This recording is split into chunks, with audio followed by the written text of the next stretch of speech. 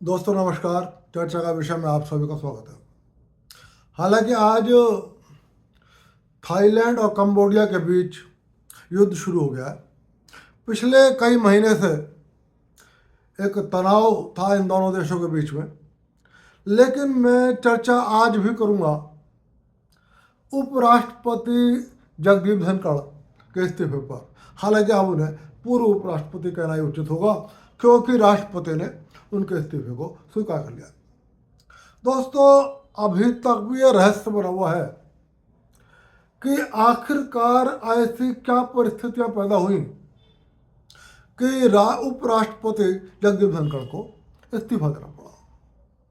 फिलहाल उन्होंने इस्तीफा दिया स्वास्थ्य कारणों के आधार पर, लेकिन एक बात बिल्कुल स्पष्ट है कि उन्होंने स्वास्थ्य कारणों से इस्तीफा नहीं दिया।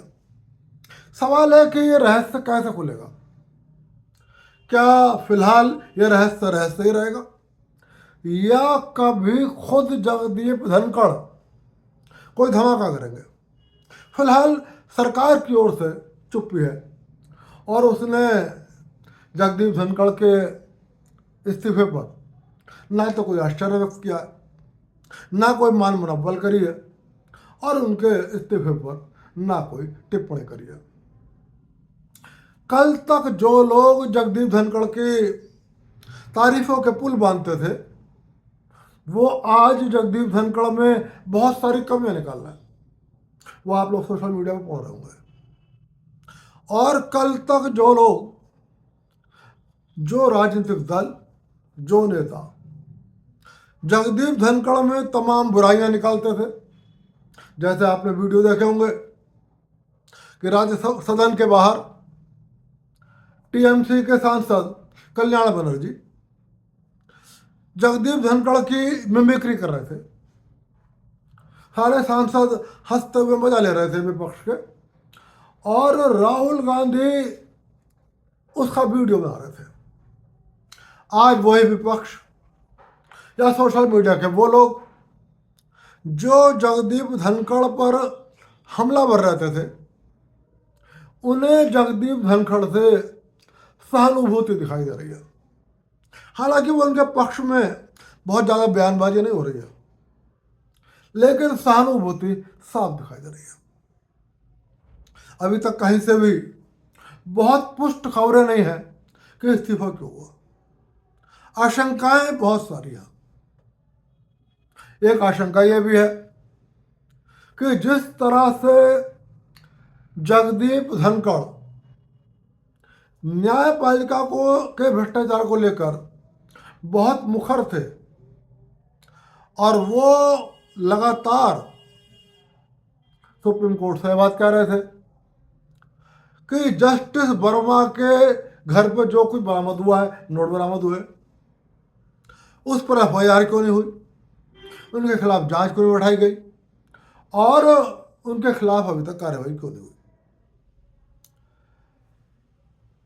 तो यह भी कहा जा रहा है कि उनका यह मुखर होना भारत की न्यायपालिका को पसंद नहीं आ रहा था, और न्यायपालिका का संदेश गया कार्यपालिका के पास कि यदि इस तरीके की बयानबाजी होती रही तो न्यायपालिका और कार्यपालिका साथ मिलकर काम नहीं कर सकते, जो लोकतंत्र के लिए जरूरी है। हालांकि मुझे इस बात में थोड़ा संदेह नजर आता है। उसका कारण कुछ आगे का घटनाक्रम है, और वो ये वो भी मैं आपको बताऊंगा। दूसरी वजह ये बताई जा रही है कि जो जगदीप धनखड़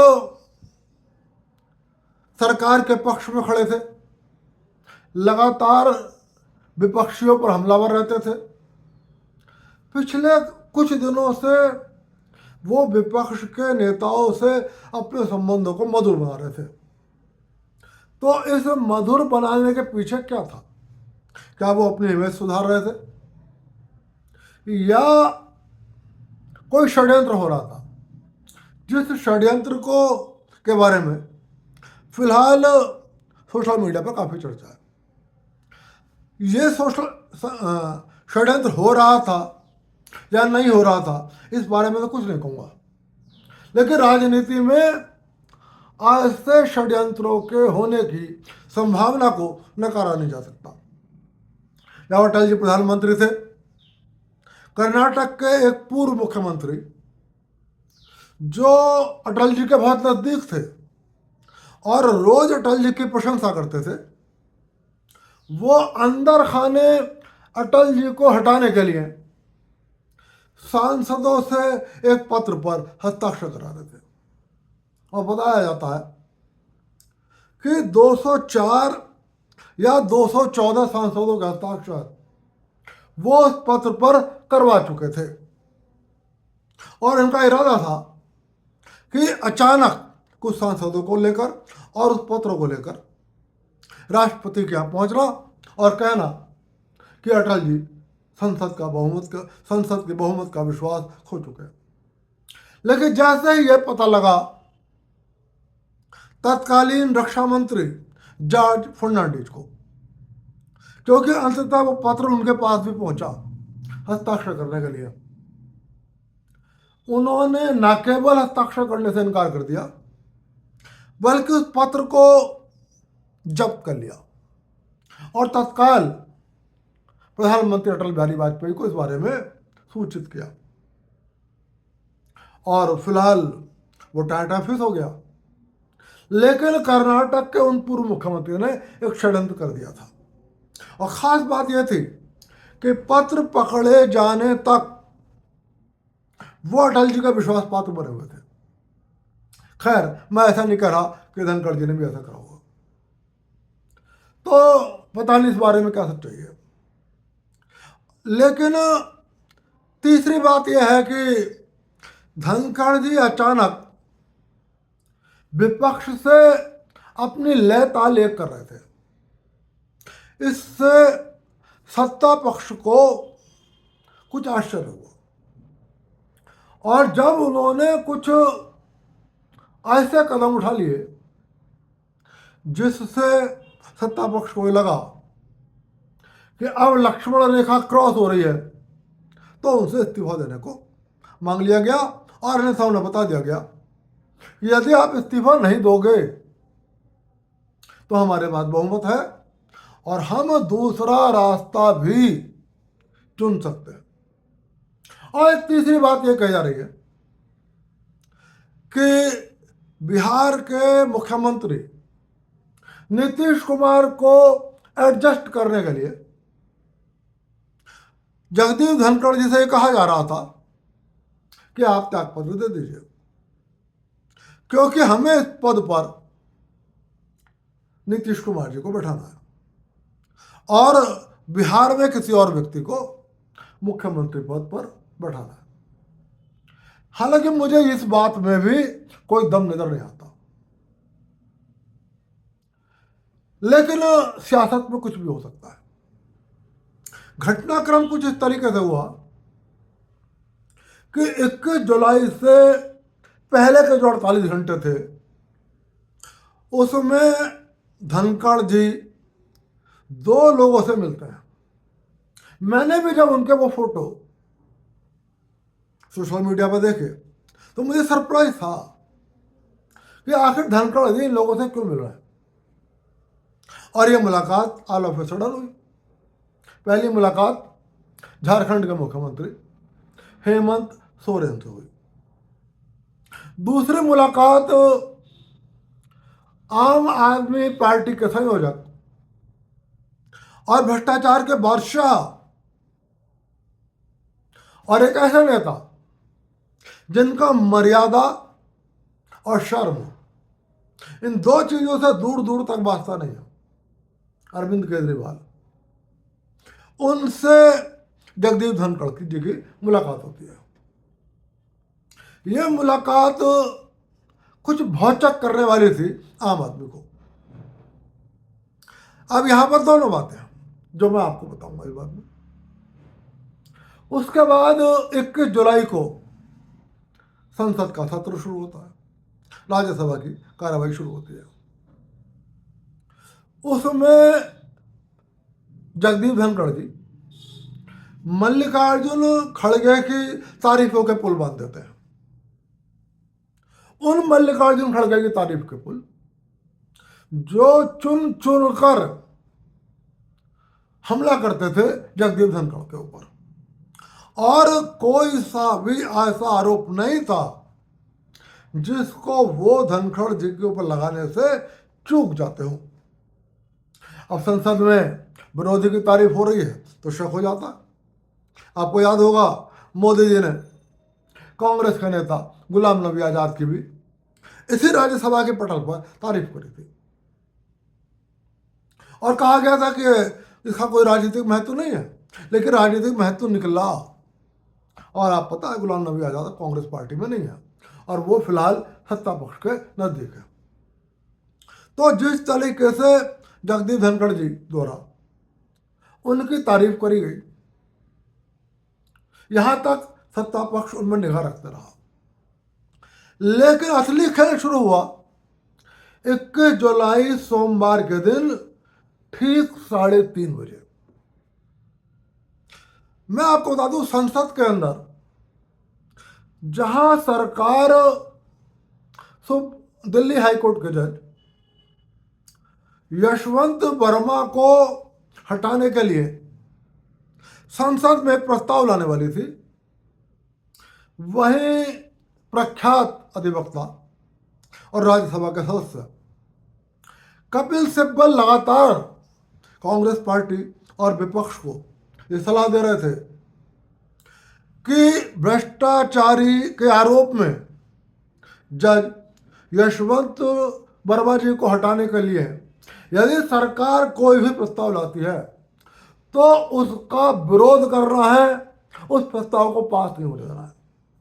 बात भी मुझे लगता है कपिल सिब्बल जी की सही थी, क्योंकि यदि न्यायपालिका से भ्रष्टाचारी तत्व बाहर हो जाएंगे तो वो नेता जो भ्रष्टाचार के आरोपों में घिरे हुए हैं वो मुकदमे कैसे जीतेंगे। कांग्रेस के तो बहुत सारे नेता भ्रष्टाचार के आरोपों में घिरे हुए, खुद सोनिया गांधी, उनके पुत्र राहुल गांधी, सोनिया गांधी के दामाद रॉबर्ट वाड्रा, और इसके अलावा तमाम कांग्रेस पार्टी के नेता भ्रष्टाचार के आरोपों में घिरे हुए। इसलिए कहा यह जाता है कि कपिल सिब्बल ने यह विपक्ष को चेताया कि भ्रष्टाचारी जजों का सिस्टम में रहना जरूरी है, और सरकार यदि उनको हटाने का कोई प्रयास करती है तो हमें उस प्रस्ताव का विरोध करना है। अब सच्चाई क्या है ये फिलहाल पता नहीं। लोक राज्यसभा के 63 सांसदों ने एक प्रस्ताव पर दस्तखत किए।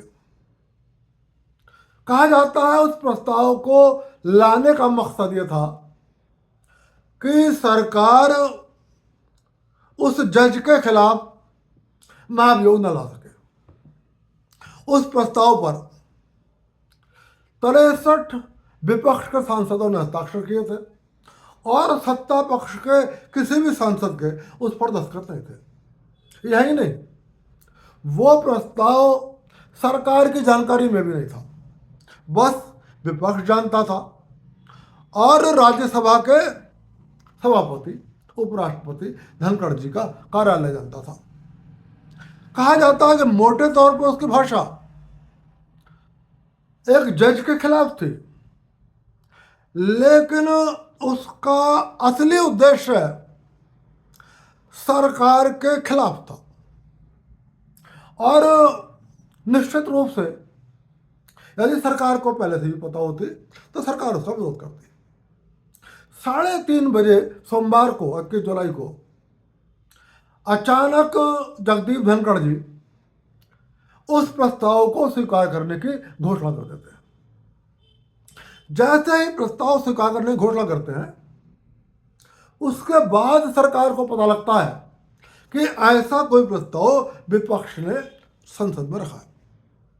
ना तो जगदीप धनखड़ जी के कार्यालय ने, ना खुद जगदीप धनखड़ जी ने, और ना विपक्ष ने सरकार को उस प्रस्ताव के बारे में कुछ भी बताया। यहां से शक की सुई 180 डिग्री पे घूम गई और सरकार भौचक रह गई कि ये क्या हो रहा है। जो जगदीप धनखड़ जी कल तक न्यायपालिका के खिलाफ खड़े हुए थे, न्यायपालिका के भ्रष्टाचार को लेकर बहुत मुखर थे, वो जगदीप धनखड़ जी जो विपक्ष पर हमलावर थे, वो पिछले कई दिनों से विपक्ष के नेताओं से तो अच्छे संबंध बनाए रहे।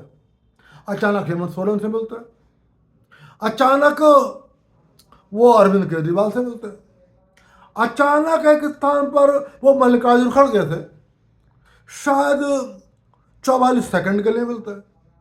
अचानक वो मल्लिकार्जुन खड़गे की तारीफ करते हैं और फिर अचानक राज्यसभा के अंदर एक ऐसे प्रस्ताव को स्वीकार कर लेते हैं जिस प्रस्ताव को स्वीकार करने की मंशा सरकार की नहीं है, और जिस प्रस्ताव को स्वीकार करने का मतलब सरकार के खिलाफ जाना है।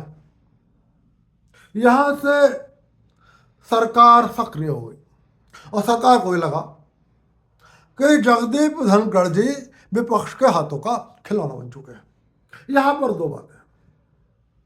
पहली, जैसे ही मैंने आशंका व्यक्त करी थी कि क्या जगदीप धनखड़ जी विपक्ष के साथ मिल गए थे और वो सरकार से किसी बात पर नाराज थे। मुझे लगता है कि विपक्ष के साथ वो मिले हुए तो नहीं थे। ऐसा अभी तक जगदीप धनखड़ जी की मुझे कार्यशैली से ऐसा नहीं लगता, लेकिन एक आशंका है, और वो आशंका यह है कि शायद सरकार ने नीतीश कुमार को केंद्र में लाने के लिए, हो सकता है जगदीप धनखड़ जी को कोई इशारा कर दिया हो और जगदीप धनखड़ जी सत्ता से, सरकार पद से नहीं हटना चाहते हो, इसलिए उन्होंने विपक्ष के नेताओं के साथ संबंध बनाकर विपक्ष के प्रस्ताव को स्वीकार करके सरकार को एक झटका देने का प्रयास किया और सरकार को ये चेताने का प्रयास किया कि यदि आप मुझे सत्ता से हटाते हो, मुझे पद से हटाते हो, तो मैं विपक्ष के साथ भी मिल सकता हूं।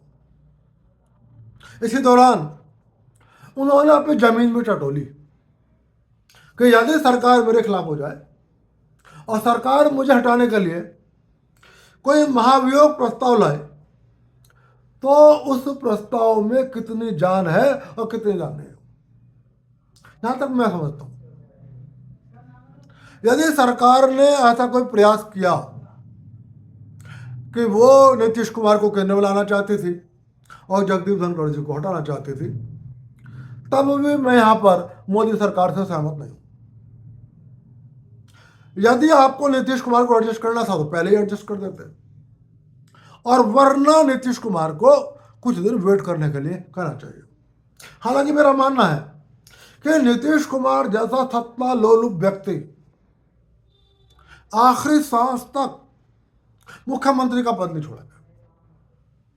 वो प्रधानमंत्री का पद मांग सकते हैं, लेकिन वो राष्ट्रपति या उपराष्ट्रपति का पद नहीं मांगेंगे। तो मुझे उस पर शक है, लेकिन हो सकता है। और यदि ऐसा था भी तो मुझे लगता है कि यदि जगदीप धनखड़ जी ने सरकार को झटका देने का प्रयास किया तो एक स्वाभाविक है, यदि आप एक संवैधानिक पद पर बैठे हुए किसी व्यक्ति की तौहीन करेंगे और अचानक उससे कहेंगे कि आप हट जाओ, अब आपकी जगह हमें इस आदमी को लाना है, वरना वो नाराज हो जाएगा, तो निश्चित रूप से एक उपराष्ट्रपति पद के पद पर बैठे हुए किसी व्यक्ति की तौहीन है।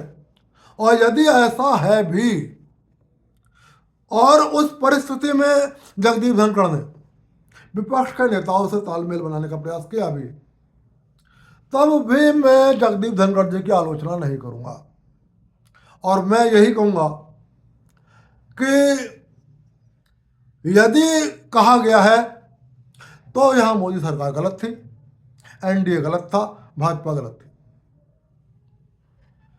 यह संभावना हो भी सकती है। दूसरी बात, एक और बात कही जा रही है कि कहीं ना कहीं कुछ मिसअंडरस्टैंडिंग हुई, क्योंकि सरकार को प्रॉपरली सूचित नहीं किया गया। अब मान लीजिए यदि जगदीप धनखड़ जी विपक्ष के से मिले हुए नहीं थे, यदि नीतीश कुमार को केंद्र में लाने के लिए जगदीप धनखड़ जी को हटाने के लिए नहीं कहा गया और मात्र 3:30 बजे की जगदीप धनखड़ जी की घोषणा पर ही एक बहुत बड़ा मतभेद खड़ा हो गया कि आखिर यह प्रस्ताव स्वीकार क्यों कर लिया गया। तो मुझे लगता है कि धनखड़ जी का इस्तीफा दें, धनखड़ जी के खिलाफ आप जाएं, धनखड़ जी आपके खिलाफ बोलें, इससे राजनीतिक पटल पर आपकी बदनामी होगी। ऐसे में सरकार को, सरकार के मंत्रियों को जगदीप धनखड़ जी से तत्काल वार्ता करनी चाहिए थी, जिम्मेदार लोगों को बातचीत करनी चाहिए थी और रास्ता निकालने का प्रयास करना चाहिए था। रास्ता निकालने के लिए 2 लोग कायदे में सरकार के मंत्री थे और वो थे किरण रिजिजू और जेपी नड्डा। मेरी जानकारी के हिसाब से जेपी नड्डा ने उपराष्ट्रपति से मुलाकात करना और उनसे बातचीत करना अपनी प्रतिष्ठा के खिलाफ समझा। शायद उनको लगा मैं बहुत बड़े पद पे हूं, क्योंकि वो मोदी जी का बहुत खास है। यह बात और है कि यह माना जाता है कि पिछले कुछ सालों में उन्होंने भाजपा का बट्टा बैठाया और उनको एक रबर स्टैंप भी कहा जाता है। ना उन्होंने अपने मंत्रालय में कोई ऐसा काम किया है कि जिससे उनकी प्रशंसा की जाए, लेकिन चूंकि मोदी जी के खास हैं तो वो अपने आप को एक खुद को मोदी समझते हैं। यदि उपराष्ट्रपति पद पर बैठे हुए किसी व्यक्ति के साथ कुछ मतभेद हो गए हैं तो कहीं ना कहीं आपको ऐसा प्रयास करना था जिससे जनता को ये लगे कि सरकार ने प्रयास तो किया। यदि जेपी नड्डा जी नहीं गए तो और लोगों को जाना चाहिए था, लेकिन मुझे ऐसा लगता है सरकार के लोग, सरकार भाजपा एनडीए धनखड़ जी को मनाने की इच्छुक ही नहीं थी। यहां पर भी मुझे सरकार की खोट में, नियत में खोट नजर आता है। यदि जेपी नड्डा नहीं गए, सरकार में बैठे हुए और लोग थे, गृह मंत्री थे, उनको होना चाहिए था। बाद में मैंने सुना कि गृह मंत्री और रक्षा मंत्री राजनाथ सिंह जी और किरण रिजिजू की भी बैठक हुई। सुना है कि जेपी नड्डा ने भी और लोगों से बात करी, लेकिन सरकार के लोगों ने धनखड़ जी से बात करी हो ऐसा सुनने में नहीं आया और ऐसा अभी तक कहीं पब्लिक डोमेन में नहीं है। तो मुझे ऐसा लगता है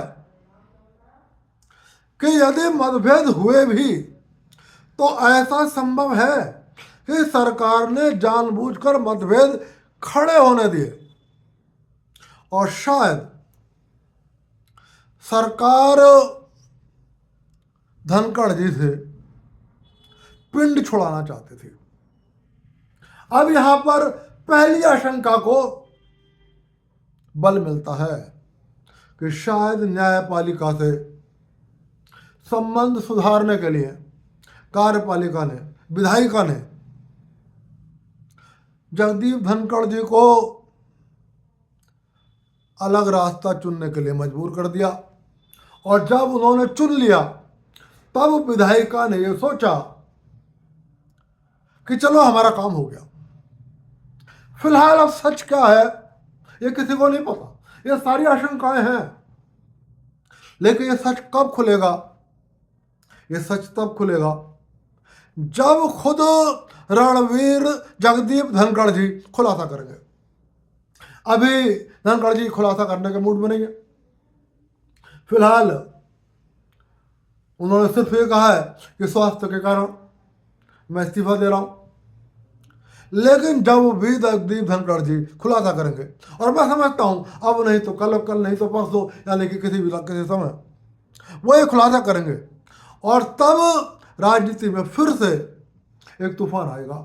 लेकिन मैं फिलहाल ये कहूँगा, चाहे जगदीप धनखड़ जी विपक्ष से मिल गए हों, चाहे जगदीप धनखड़ जी और मोदी सरकार में अनायास कुछ मतभेद पैदा हो गए हों, और चाहे न्यायपालिका ने विधायपालिका को चेतावनी दी हो और विधायिका ने न्यायपालिका को खुश करने के लिए जगदीप धनखड़ जी को एक अलग रास्ता चुनने के लिए मजबूर किया हो, और चाहे नीतीश कुमार को केंद्र में लाने का मसला हो, फिलहाल जिस तरीके से जगदीप धनखड़ जी के प्रकरण को सरकार ने डील किया है,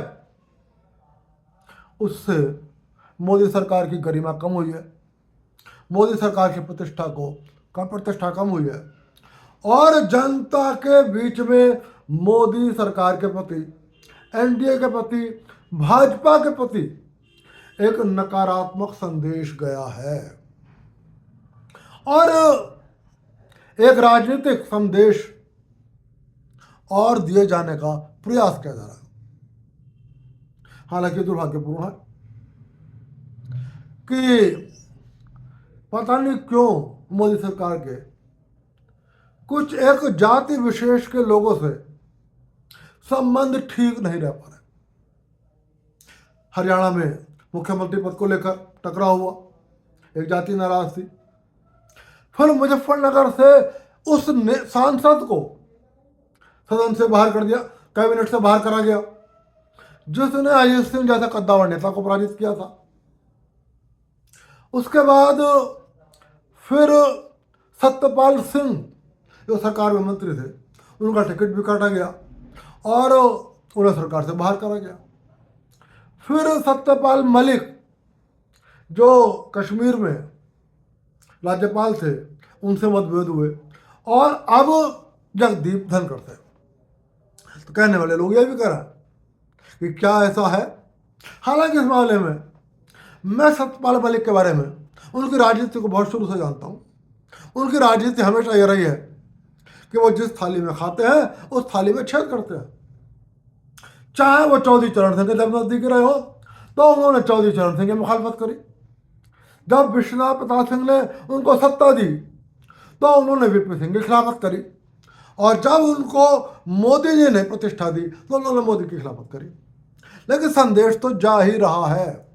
फिलहाल सिर्फ ये कहूँगा कि मोदी जी जिस तरीके से धन के प्रकरण को आपने डील किया है, जनता में नकारात्मक संदेश है और ये अच्छी बात नहीं है।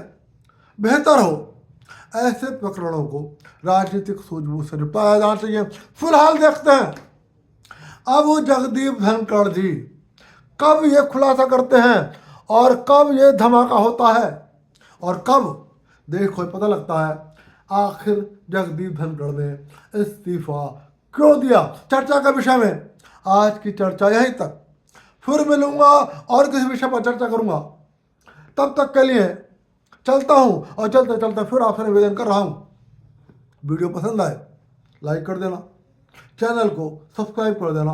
आप सभी को विश्वपति का नमस्कार।